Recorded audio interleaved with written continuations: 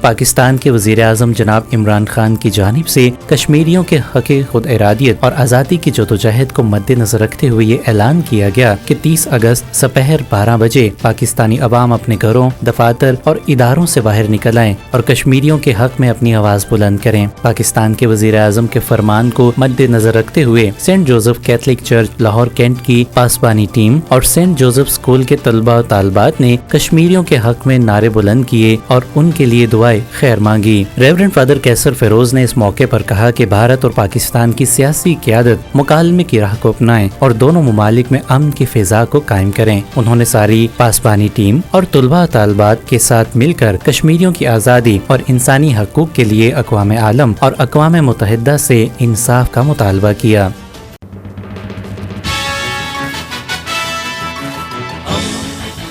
دوستی کا پیمبر ریڈیو ویرناس ایشیا۔